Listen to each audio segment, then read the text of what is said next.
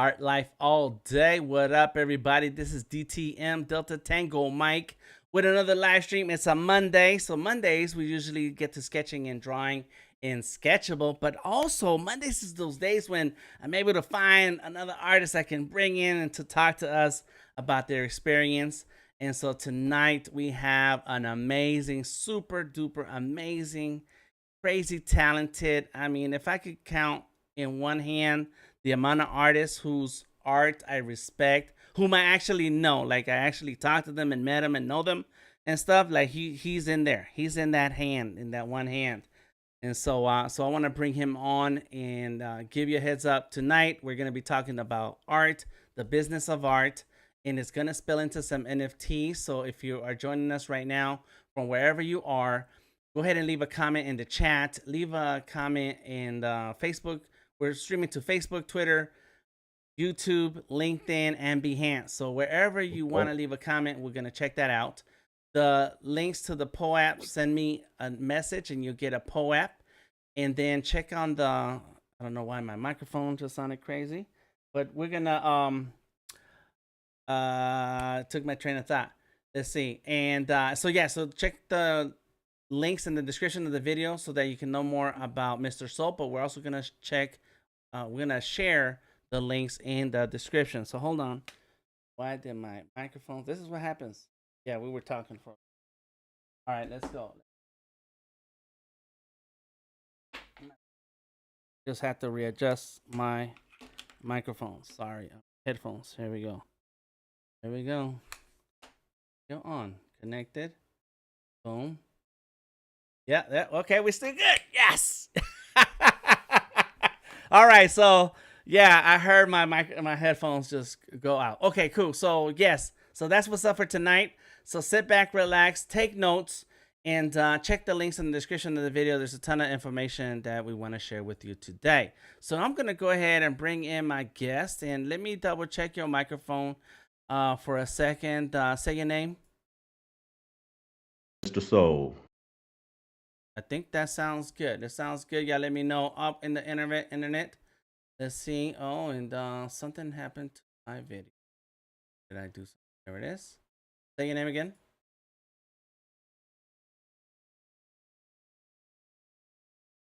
Yes, so it's not coming through, and that's because I changed my headset. Go my headset. Yeah, there it is. Go. It's MisterSoul. MisterSoul. So Hey. there we go. We're good to go. So your name is MisterSoul. How did you come up with a name like that? And tell us about who you are and what you do. Okay, so I'll start off saying thank you for having me on your platform. It's definitely an honor to be here with you and your crew.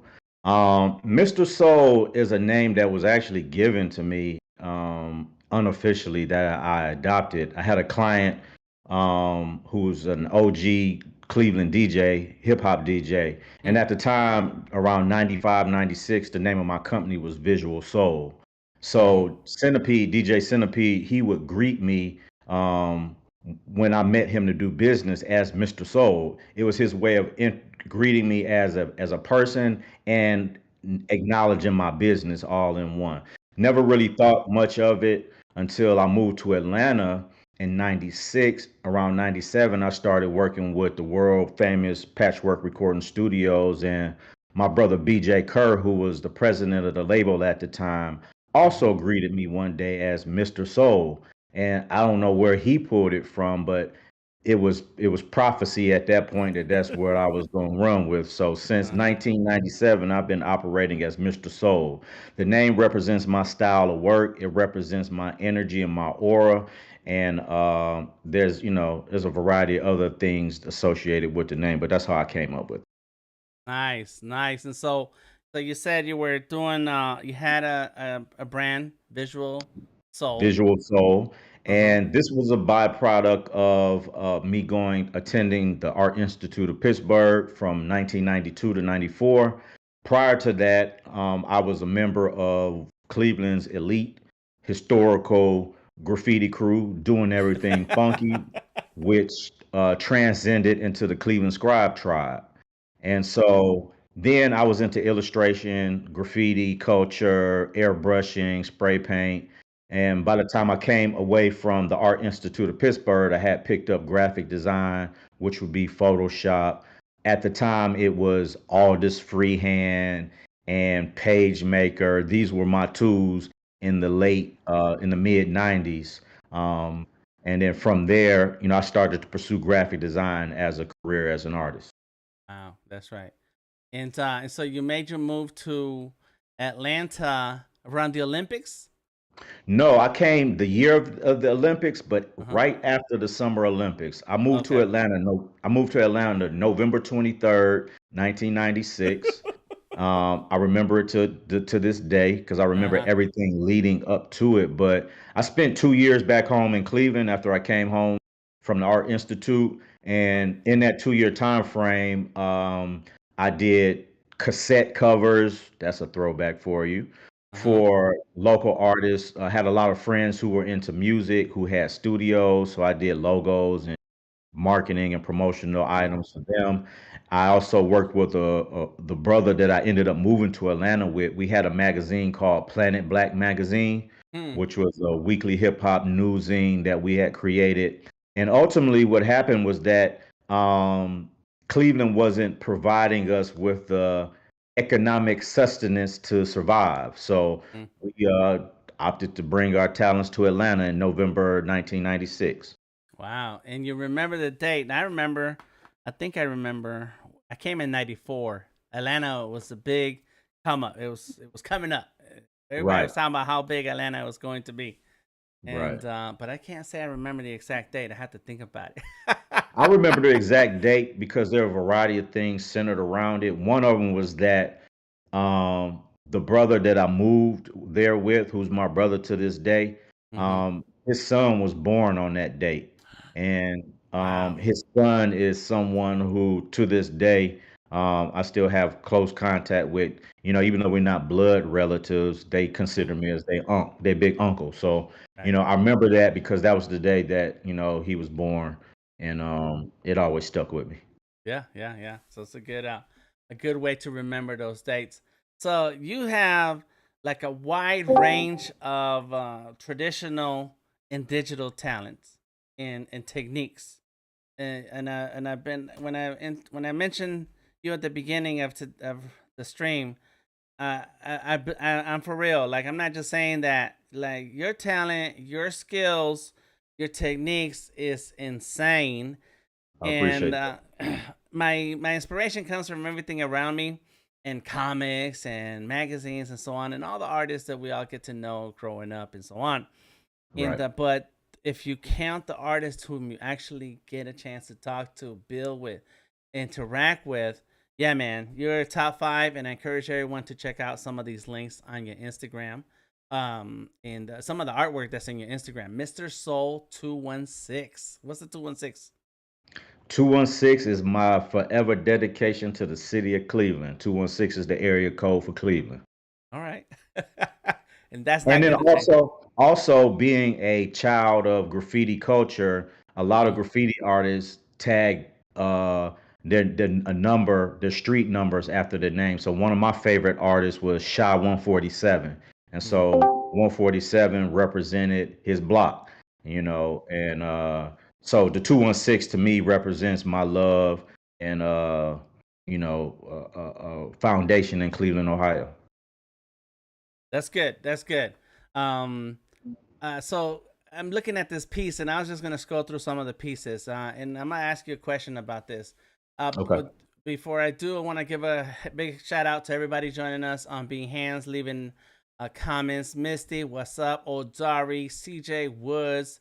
We got Tamika. These are your usual suspects. SLP Price in the house. Golden Rose, aka Bliss Art. There you go. Golden Rose changes her name, but I know we know who you are. And then Mhm. on the Discord, we got Tom, RB, Odari, Mom the Artist, CJ Woods, Bree, Our School Tourist. If you're just joining us now, make sure you send me a message to get your POAP. And two, we're having our business and creative conversation with Mr. Soul 216. You can see the name to follow on Instagram under his moving face. All right, cool. Uh, art saved my life. You know, to me, that's a real thing for me. Tell me about how did it save your life?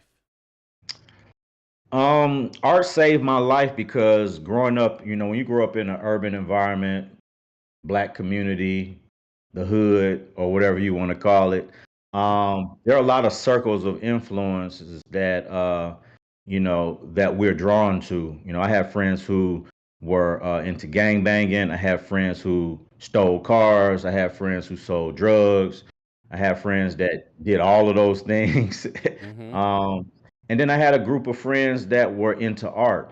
And so I was always fascinated by the ability to create and fascinated by others who had that ability. So um, it's what had the gravitational pull in my life. It kept me away from the other influences. Basically, it gave me reason to believe that I had a vehicle to survive that wasn't traditional because none of those other things were traditional either. But I knew people who were surviving doing those things. Art really resonated with me because it became my vehicle to communicate. And so it just it protected me from all the ills and the traps that were laid in the streets and in the Yeah. community for Yep. black men, black and brown people to fall into. So that's how it saved my life. Nice. Yeah. Looking back, whenever I used to go back to LA, you know, the only people I know are family members, people I went to high school with. By the time high school was over, half of them were locked up, the other half were dead. You know, Mm. the '80s was really crazy in LA. And so yeah, to me that's from real stuff like art. If it wasn't for art, then I'd be doing the same thing everyone else is This was doing doing. because that's what you're supposed to do. That's life. You go through those stages, and And I don't think people understand the pull of mhm. the lure. I had a friend that used to come with one of my best friends. He used to come to my house every week and throw thousands of dollars on the bed and say, "Whenever you ready." And um, I was heavily into Public Enemy though. In Mhm. Public Chuck D and Flavor Flav, they let me know that that was definitely not an avenue I could take because it was contradictory to the type of person that I was put here to be, which was, Right. to represent positivity and bring life to the community. Yeah, and you know, you mentioned that because to me that's how I feel about my talent. Like, there's a reason why I have the talent. There's a reason why the art has attracted. I'm attracted to it. There's a reason why I can draw the way I draw. Like, there has to be a purpose. There has to be. It's impossible that we're like this, and then It and is just a for nothing. purpose. It is a purpose. And one of the things that I always say to other creatives is that we have a responsibility with it. It's not to flaunt, it's not to get money, it's Hmm. not to get girls, it's not to be popular. There's a responsibility that comes with it. One of the things I say is that artists or creatives are the direct descendants of God. And I say that because God created the universe and everything from nothing.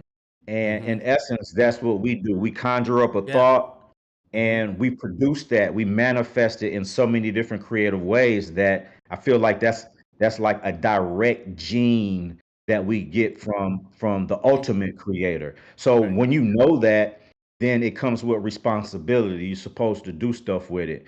My thought is that art is supposed to motivate, inspire, uplift, and educate.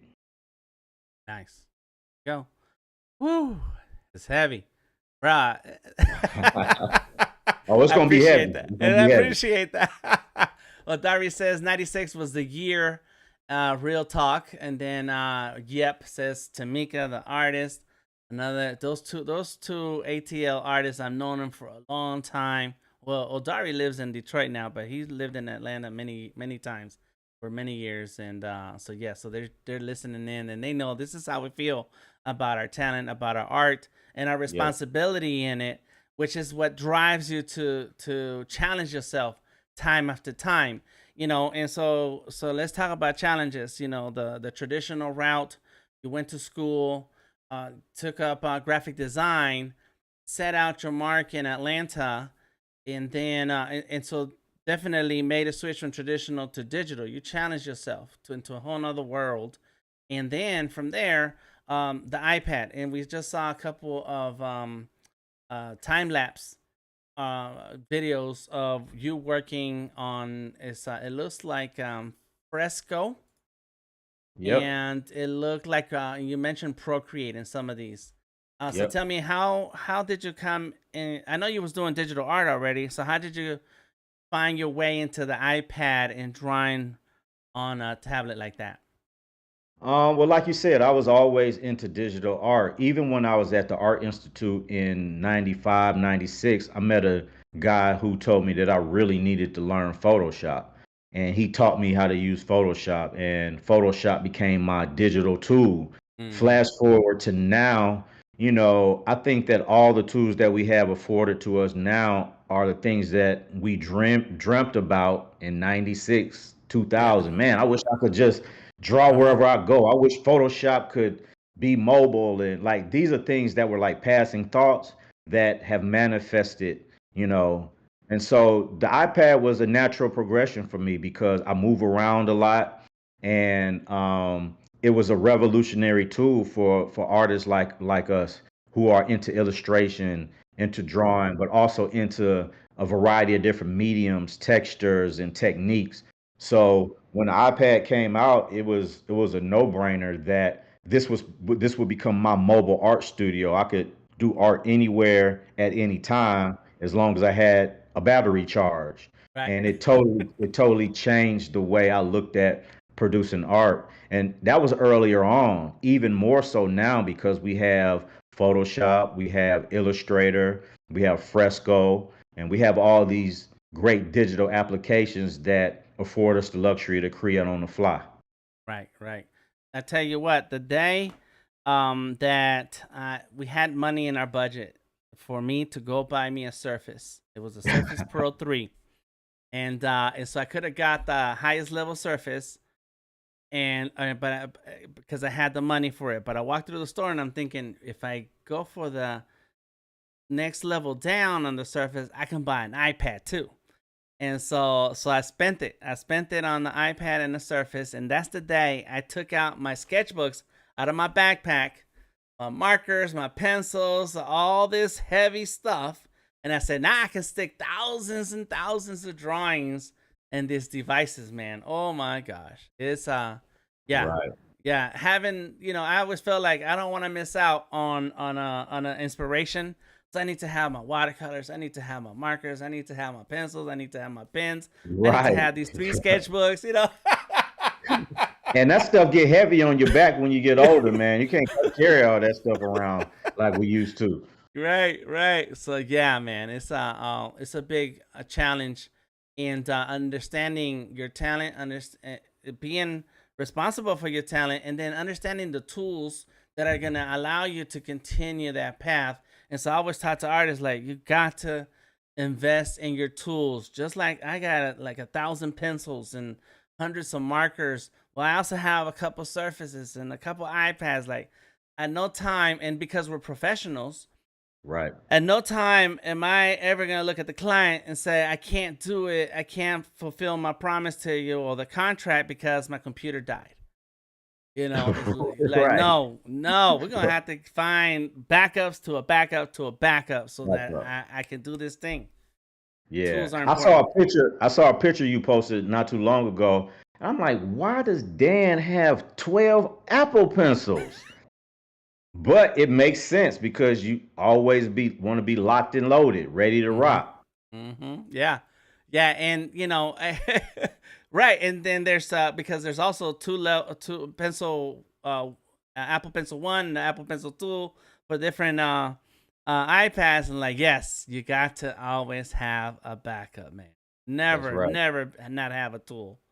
That's Right. crazy. All right. So we're getting to a point where we have to talk about NFTs. Let's And do it. I've been paying attention to the stuff you post and the stuff you talk about. And I did notice that you have a podcast. If anybody goes to MisterSoul 216 on Instagram, you can then click on the link tree link in the bio, and you can go to this page where you can see the portfolio, the NFTs on foundations, known origin, the podcast, NFTs and crypto, and then Yes. of course, of course, the shop, and subscribe for new art or merch updates, plus a ton of links down here. So if you miss anything, don't worry. Just go through Instagram and find MisterSoul 216, the same way it's written on the screen right now. And you can find all these links. So tell me about your NFT, or tell us about your NFT journey. How has it gotten to this point? And So in January of last year, one of my fellow creative comrades, Goldie Gold, sent me an article. And the article was about NFTs, and it blew my mind. I'm like, bruh. I stopped everything that I was doing for an entire month. My clients were very upset with me because all I cared to know was, what is this? mm-hmm. And so I just instantly submerged myself into the space, not trying to make an NFT, not trying to profit, not trying. I wanted to learn what it Mm-hmm. was. I wanted to overstand what it was. And so I spent February and March doing research. I compiled that information into a set of notes that I sent out to some of my creative friends. Goldie was the one who caught that email and put it to work because he was able to sell an NFT before me, which was Mm. a celebration for the team because he introduced me to it. I did the research because Goldie is at work a lot during the day and doesn't have the time that I have to do research. I gave him the research, and then from that point on, we've just been creative comrades in this. We also at the time had a brother Jamaro who was on this journey with us as well, who also sold a few NFTs early on. And so, initial introduction and allure was the fact that it was the first time in history that artists could cut out the middleman, Mm-hmm. that I saw artists becoming rock stars Mm-hmm. and engaging in life changing moments through this technology. And so I just spent more time submerged in it, researching. And around July, I sold my first NFT, which is the one that's on the screen now to the right, Royalty, the lady with the crown, the girl with, Okay. I mean, to the left, I'm sorry, that one. Uh-huh. That was the first NFT that I sold. And from that point on, I just kept submerging myself into it, and even on to now, like it really heavily consumes everything that I do. And I saw it as a very important vehicle to adapt to because creatives and artists are generally at the low end of the totem pole, even though Mm-hmm. we bring so much value to society. And this was a space where the creatives could rule, and Mm-hmm. that's kind of like really in a nutshell why I stuck to it. um and since then I've been trying to advocate other artists to just explore, just learn. It's a lot of skepticism. You got artists say, oh, I do art in the real world, and it's like, so what, you're not selling like this in the real world. And I it's was it gonna was ask you. I was gonna ask you. Talking about that, I was gonna ask you what, and I didn't want to say this, but I'm gonna ask it good. now. I was gonna ask you, what do you say to artists who say drawing, digital drawing is not real? That's not real art. And I know it's a dumb question, but since you Yeah. mentioned that a Fair. second ago, go ahead and tell us, what do you say to people who say that? Well, I've always had that argument earlier on because what was happening is traditional artists became threatened by digital artists. And a lot of traditional artists didn't want to pick up a new tool. They didn't think that digital art would have a place the way it has now. And Right. so I tell people that art is whatever. I can go outside and create art with rocks and dirt right now if that's Right. where I wanted to. Those are the tools I wanted to utilize to Mm-hmm. manifest my creative vision.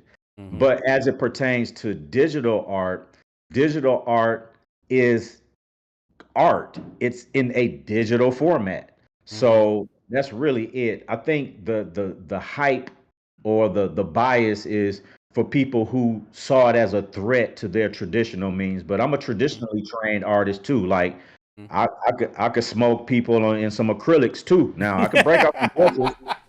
You know, Yeah. me and my partners just yesterday were painting, was doing graffiti.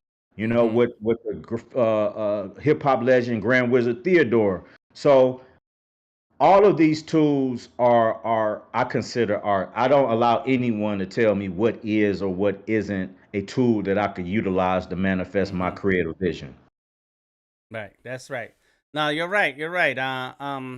There's been many situations where you don't have access to the best, the greatest, and the best tools out there, the most finest brushes and the most finest canvas, and that should never should be the reason why you can't draw or paint or create. That's not having the right tool is never a reason to not create. You And create because that's in you. Go ahead. And also, like, even for traditional artists, if you really want to maximize the value of your piece, guess what you have to do? You have to get it shot and convert it to a digital format so Mm-hmm. that you can make prints or so Mm-hmm. that you can make giclées. Mm-hmm. So, digital art or the digital process will always be a part moving forward, especially in this day and age. So, people need to just get with the program or get left behind. Right, right. And I always think to myself, and sometimes say it out loud to some artists. It's like, what are we gonna have a debate about? You're not using real paint because you didn't crush the charcoal and mash up some plants. Right, What are we, Neanderthals? right, That's the caveman with the original artists. right. No, we're all creators. We're all have talent, and you use them with whatever tools you have You use available to you. But because I yeah. like my mentor, an artist who goes by the name Wack, Kevin Williams, is one of the most prolific artists of my Mm-hmm. generation. He is a very successful artist doing acrylic. He Mm-hmm. don't do digital art, you Mm-hmm. know, but at the same time, he respects digital Mm-hmm. artists. You know what I'm saying? And this is a man who has gone triple platinum, if you will. He's Mm-hmm. gone diamond selling prints and selling his original artwork. So I Mm-hmm. think it boils down to respect. And at this point in life, digital artists have definitely earned their respect. And they've also earned the right to say that we don't care if you respect it. Right. Exactly. Exactly. Exactly. Wow. Oof. It's a lot. Okay. So, because I follow your work a lot, and I pay attention to what you're doing. So you got a podcast talking about NFTs. The Right. podcast is NFTs and crypto stuff. Why did you start that podcast? What is that podcast about? If we can't tell by the title. Right. So the podcast is born out of conversations that I have with one of very few people who I talk to on the daily about NFTs and crypto. My brother and fellow creative Donald Black Jr., who is a prophetic fine arts photographer and just artist in general. We just always sat around and talked about NFTs and crypto. And so, his idea was that why don't we start a podcast and just capture the raw conversation because we feel that we learn from each other when we Yeah. share. So Mm-hmm. certainly other people can learn from the information that we share. And so I Right. was a little hesitant because I was like, maybe we should script it or blah, blah, blah, blah. He's like, no, we're going to have a real raw conversation, unedited, and we're going to put it out to the world. And we've been gaining traction because of that. I've gotten DMs. People have ordered our hoodie, and people have testified that they've learned a lot more about the space through our podcast. Mm-hmm. And also, I felt that it was therapy for us because what you probably know, Dan, is that in this space, there aren't a lot of people that you can talk to on a daily who not only understand it but who are submerged in it. Right. So the podcast became an outlet for us to share information in real time as we learn, and it became an outlet for us to feel like we can get this information out and off our chest and Right, right. take advantage of it, creating content behind it. And who are you talking to?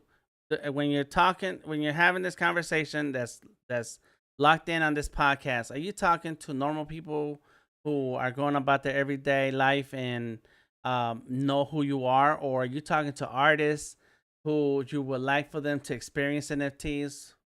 What's on your Good. mind? That's a great question. We're talking to everybody. The whole premise of the conversation and the energy behind it is everything that we do is inspired by hip hop culture. You know what I'm saying? So it has that energy and swagger as we approach it. But we're talking to artists who are on the fence and they're not around people to help them better understand. We're talking to regular, people who work 9 to 5 who may have heard about NFTs or heard about crypto, but they haven't heard it from this perspective or from Mm-hmm. this level. And we're talking to people who are in the space who eventually we want to integrate into the conversation to bring them on to share their experiences in the space. So we're talking to a very wide demographic, but if I had to be very specific, we're talking to a black and brown demographic that is the same demographic that gave birth to hip hop culture. And reason being is because what I've learned is that in spaces like this, we're typically the first to be left out on the information. We're the first to leave ourselves out, if you want to be real, because we don't pick up the information or the knowledge and chase it. So we use it as a vehicle for people who know us through our accomplishments as visual artists to say, hey, these guys they know what they're talking about, or they led me down a rabbit hole that allowed me to set up my first digital wallet. Mm-hmm. So that's kind of like, the demographic. But we're talking to Nice. everybody: white, black, green, purple, rich, poor, no NFTs, some crypto, no crypto. We're trying to get everybody to get into the conversation before we are all set up to be consumers of the Right. information or of NFTs, which is what I see now. So, with that in mind, you mentioned the word consumers. I like to think that you're either consumer or creator. That's That's another right. word. That's another word. I forgot the word. Any case, but that's it. That's it. You're That's either it. making things to sell or you're buying Are or you just buying buying them? stuff. Right. Yep. And so, do you think that artists should try their hand at this NFT in this space and educate themselves to at least try it? I would say that any artist who does not at least put their toes into the water are doing themselves a great disservice, because the NFTs has really revolutionized content creation. Okay? So if you create, this is specifically for you to find what aspect you're going to jump into it. And so I can't stress that enough. I don't know no other way to say it.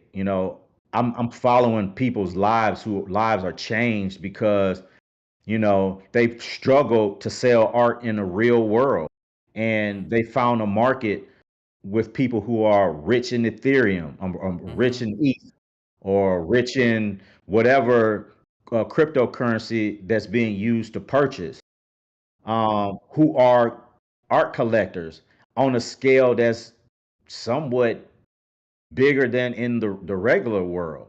So I would advocate all creatives, whether you write poetry, write rhymes, make Mm-hmm. music, take Mm-hmm. pictures, graphic design. If you are a traditional painter, you need to find a way to get into this space. And so, all right. So let's because you're an illustrator, I'm an illustrator. You also your talents go wide, but let's just say illustrators for now. Okay. What could that artists do? Like what could be the couple of steps that they can take to go ahead and step into the NFT? They need their artwork. They need a website that they go to. Like I know that I've done OpenSea. Give us just the 2-3 steps of what an artist can do to get started right now. The first thing you need to do is DYOR. That's a hashtag that's very popular in the crypto community. It stands for do your own research. Don't take what I say for surface value. Double down, triple down on it to learn it and understand it for yourself. The next thing I would say is learn how to set up a digital wallet. You cannot do business in this space without a digital wallet. The next thing would be to learn the difference between a hot wallet, which is like MetaMask or Phantom Wallet or My Ether Wallet. These are hot wallets that live or exist on the internet versus a cold wallet, which is a Ledger Nano S, a Ledger Nano X, a Trezor. These are cold wallets or hardware devices that only connect to the internet to process and verify transactions. It's the safest way. That's the first thing that I would say because you don't want to get in here, get crazy selling NFTs, not be familiar with the security risk, and then your MetaMask gets hacked because you left it open or you let somebody see your seed phrase. So before the art, before any of that, those things. Once you accomplish those things, I would research some of the different marketplaces where other artists are selling the work. You have Nifty Gateway, which is an elite invitation only platform. You have Foundation, which is an invitation. You have Known Origin, which is either an invitation only or a selection process. And then you have OpenSea, where anybody can get in. You have Rarible, where anybody can get in. Research these marketplaces to learn how they work. Follow artists who are successful, or even if they're not selling a bunch of work, follow artists who are active and present in these spaces and network with them on Twitter. I set up a Twitter account specifically for NFTs and crypto. So I follow only NFT and crypto artists, accounts, blockchains, any information that's going to feed my knowledge in this space. Those would be the things that I would say to start out. And that's a lot right there. So I would Yeah, start right there. there you go.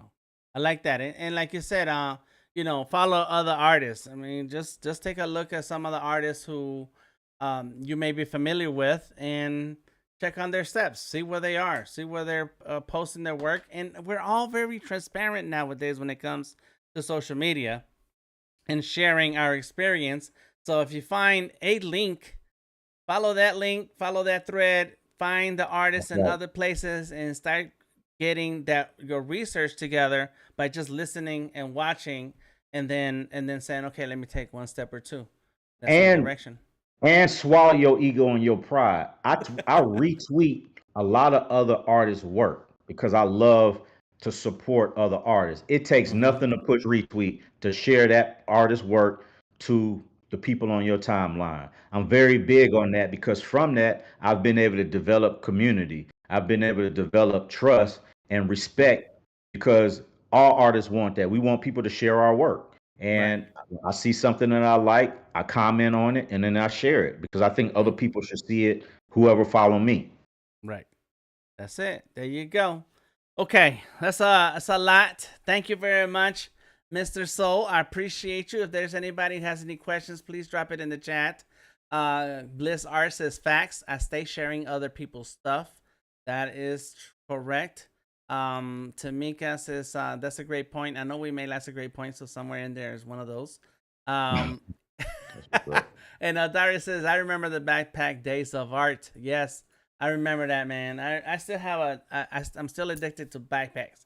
I'm Me addicted to too. hats. Right. Yeah, I'm addicted to hats and backpacks, and I like that one. It says the creatives. I like that. Thank you. Hmm. Shout out to my brother Corey Favors and Marshall Shorts in Columbus. Nice, nice. Some other creatives who I work with in the traditional or in the analog world who I'm Hmm. also trying to bring into the NFT space. Nice. Yeah, so hats, I love hats, and so I think I'm gonna have to get that written on one of my hats too, because right now it says Art Life, and I have tons of ideas.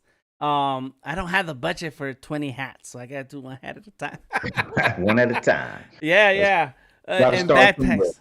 Yes. There you go. And backpacks too. Like I still keep a backpack. Every other year or so, I was like that backpack is old. I need a new one. Right. No doubt. That's right. Cool. So I appreciate your time. I just shared a few things that you said here, and of course, everybody check out the Instagram, MisterSoul 216, where you can see the link tree that gives you Mhm. access to everything else. Is there one thing in particular that we should know about you from this day forward that you want everyone to know? Well, I want to share an experience that I just recently had last month, and Mm, where my NFT and crypto journey has led me. So, the week of February 11th, 10th, 11th, and 12th, I was invited to go to a conference, ETH Denver. Um, I went out with a brother of mine who has a project called Loiter East Cleveland, and his project is centered around community and economic development and empowerment for the citizens of East Cleveland. mm, And he's interested in bringing that project to the blockchain. So they paid for they sponsored my trip to go out and to network along with them because I'm the creative arm of that project. And when I got out there, I was introduced to community in a way that I never experienced before. I met a lot of developers, programmers, sat in, listened in on a bunch of projects that are ultimately going to change the world.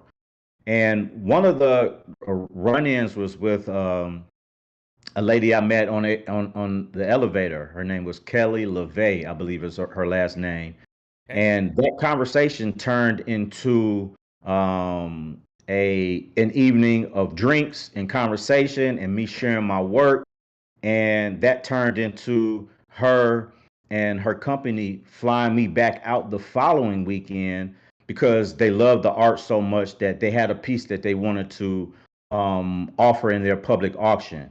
And so they invested in me to come back out to experience that auction, and I ultimately sold this piece that's on the screen now. This was the beautiful display that, it was where it was being shown in the event, and I was able to auction that piece off. I only got one bid for one Mm, ETH, but for me that was uh it was mind blowing that a time lapse, not even the actual piece, a time mm, lapse for a piece that I created 2 years ago that was just sitting on my iPad sold for about $2,500, mm, and and to me that was something that definitely motivated me to go harder.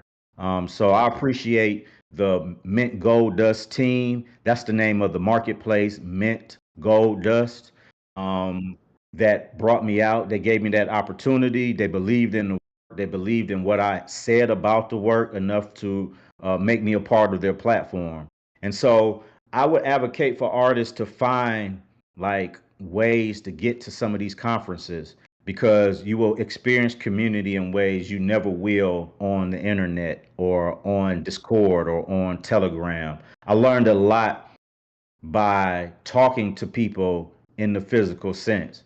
You know, the downside of it is I came back home with COVID, right, and no. suffered for the next week afterwards. Yeah. Mm-hmm. But let me Mm-hmm. tell you something, it was worth every bit of it because of the people that I met, the respect that I got for the work, and the seeds that I planted will definitely transcend to something that I strongly believe will be life changing down the road because I intend to stay committed to this space.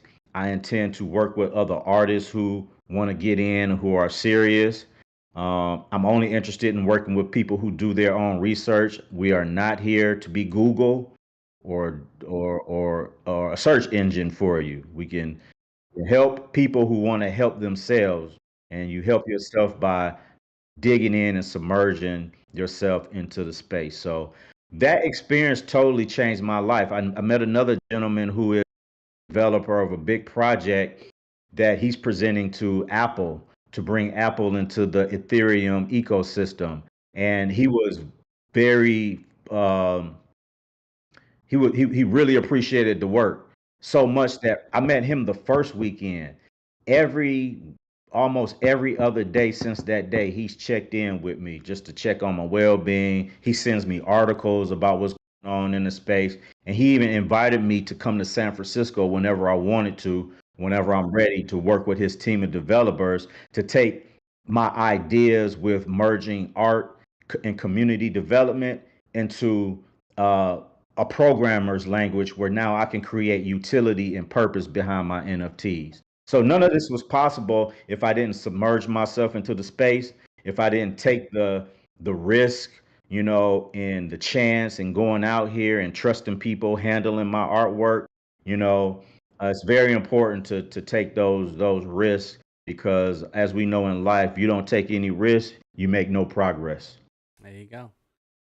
Woo! Yes, you must take the time to try out this experience because you never know. You never know what's gonna happen, how that's gonna take you further in your career, and we're here to challenge ourselves. So definitely, yes, take the risk if you can. I say this to artists all the time is that you know you have if you can afford it either through time or financial investment, then you should try it. You should try it because this is part of your own career, your own life. This is the art life. Like literally, we live in a life revolving around art, and art goes in many different directions in many different industries that artists are going to find their success. And there are many artists already out there who are successful, and that lets you know that if this other person can do it, so can I. I That's can do right. that too. And there's no excuse, Dan. Like I say religiously on our podcast, if you have 4 hours to watch a basketball game, you can watch rich people run up and down the basketball court. You have 4 hours to invest in NFTs and crypto, right? If you don't have money to invest in crypto, I want to know what you did with your last $500 because it only cost me $30 to mint the NFT that I just minted earlier this weekend.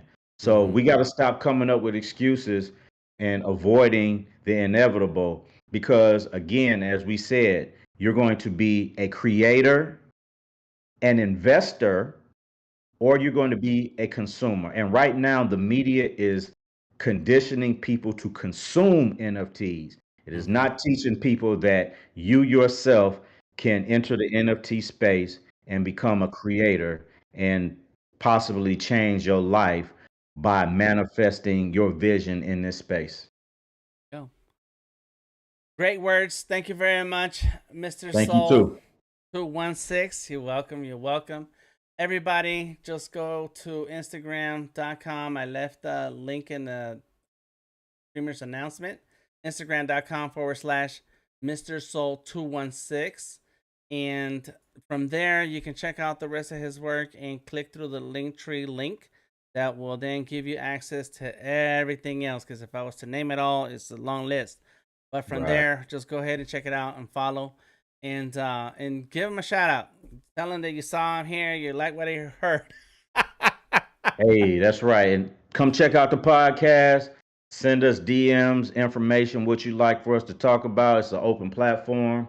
And Mm-hmm. I just want to, before we close out, I want to thank, you know, all the creatives in the room. I want to thank everybody for stepping up to the responsibility and harnessing their creativity and sharing it with the world. And thank you again, Dan, for all the work that you've done since way back when to provide a platform for people like myself to come share information, meet new artists, and to learn. So kudos to you, my brother. Thank you. Thank you. I appreciate that. We do our part. That's how I feel. It's like we're just doing our part. That's That's what's up. it. Each one That's, teach one. I heard that a long time ago, man, and it's like everybody don't do that though, but we are not everybody. that's right. That's Let the right. record speak. Some of us got to do it. Big That's ups right. to everybody joining us on Behance and left a comment in the chat. CJ, Misty, Tamika, Blissart, Odari. Who else stopped through here? Let's see. Let's see. SLP Price. Thank you for stopping through and leaving comments. And we still got some folks in the Discord. We're going to end this in a second And but we're still in the Discord for a little bit more. Tom, RB, Odari, Mom the Artist, CJ, Bree, and Aliv. Appreciate you. Check the links in the description of the video. One thing that we did with one of our NFT projects, the Skullies, is we created a calendar. The amazing CJ Woods helped me with InDesign portion of it. We put together the artwork that a lot of us created. I started the Skully Series by myself, thinking, that could be a cool idea for NFTs. And next thing I know, other artists, they say, well, they want to collaborate. I'm like, cool. Before I knew it, we had 10 collaborating artists. And so out of that, we pulled some artwork and created a calendar. And so to me, it's like go through the experience, bring someone with you, and then remember that this art can go anywhere. This is not just NFT art. It's art that can be on clothing, apparel, merchandise, whatever. So that's some of the people that you see here tonight hanging out with us. All right. All right, cool. Well, thank you very much, everybody. Good night, MisterSoul. I'll see you in a little while. I am Delta Tango Mike. Find me anywhere on the internet, Delta Tango Mike. That is my name. My title is The Creative Genius.